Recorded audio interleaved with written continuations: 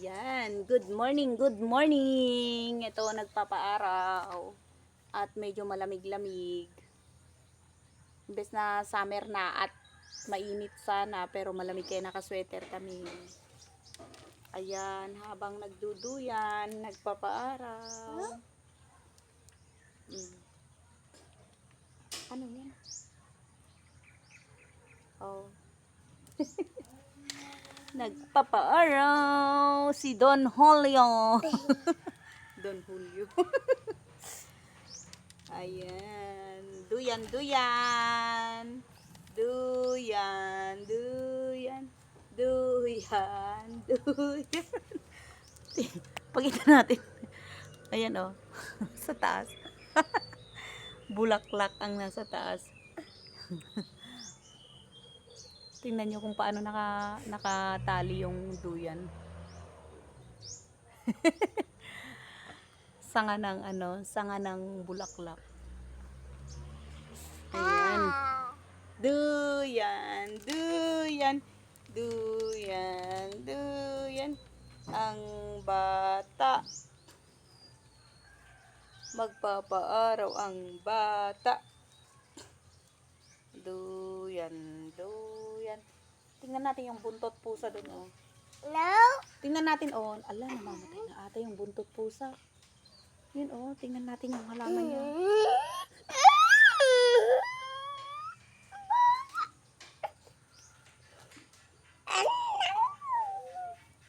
Buntot pusa. Chiri, chiri. Duyan, duyan. Duyan, duyan. Pabebe ang bata. Pabebe ang bata. Kala ko inaayos mo yung bike mo. Ano, pakita natin. Inaayos ni JR ang bike niya para yan daw ang service at ang mahal na ng gasolina. Mahal ang gasolina.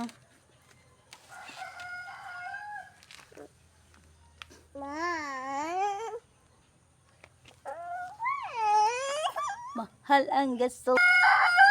Puntahan natin ang Munting Garden. Ay, gawa pala tayo ng ano. Papakain ng manok. Ay, waliit. May nabubuo. May nabubuong bunga. Ito natin. Oh. May aabangan tayo. May aabangan tayo. Oh. May aabangan. Kaya dapat maghanda ng alamang. Alamang talaga. Alamang talaga. Kuha tayo ng papakain ng manok. Yung malunggay.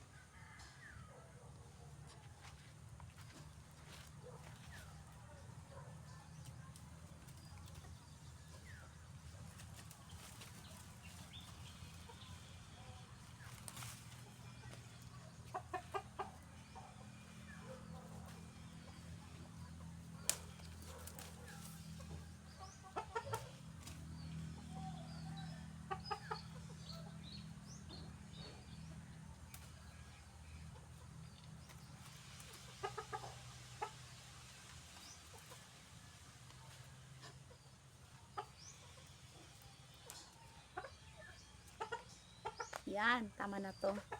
Ito ay ipapakain natin sa alagang manok at gustong gusto nila. Yan. Pakain natin. Pakain natin sa manok.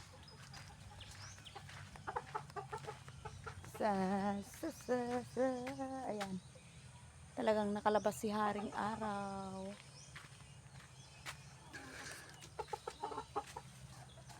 Si Haring Araw.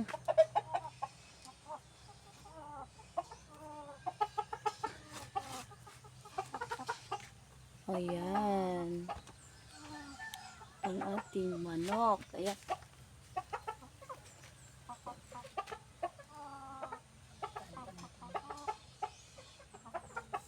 Kainin mo.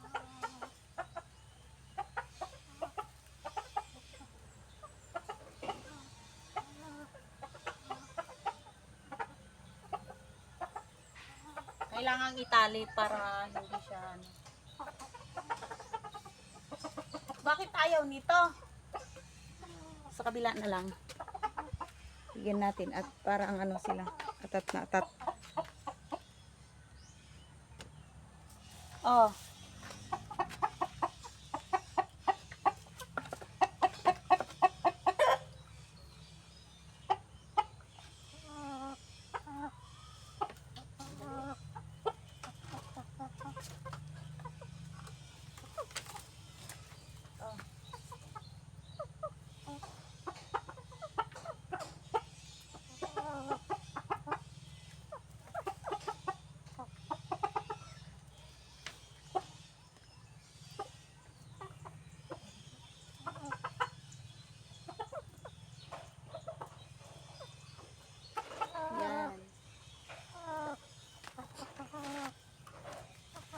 Yan. Kailangang talian para habang tinutukan nila hindi siya mahila para madali nilang makain. Ganyan oh. Gustong-gusto nila yung dahon ng malunggay. Yan. Yung mga manok. Pero yung isa dati gustong-gusto niya ito oh. Pero parang ayaw naman niya kaya binigay ko na lang sa mga nakakulong. Ayan. Masarap sila. Ito naman ayaw niya. Ayan.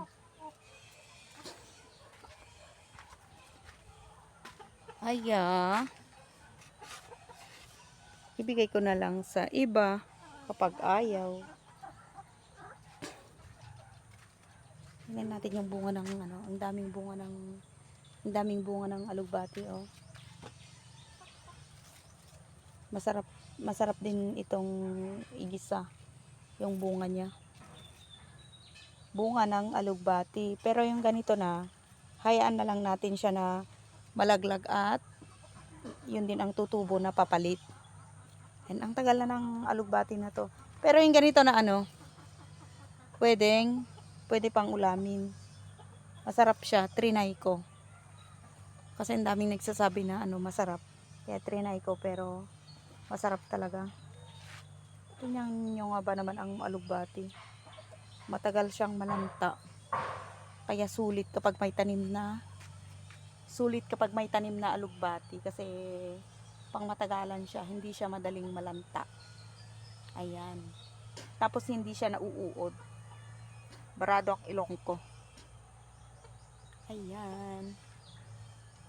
At talagang nakalabas na si Haring Araw. Yung sili natin oh. Ay, namunga na rin sa wakas. Sili na maanghang ito, mahahaba oh. May mga bunga pa siya. Dito. Yan. Ayan. At sinong nakakakilala sa gulay na ito? Ayan, ito ay am-amsit. Ang tataba nila oh, masarap itong gulay. Sa mga hindi nakakaalam, masarap siya na gulay. Ito, am-amsit. Ayan. Bakit? ang anak. Be daw. Be daw.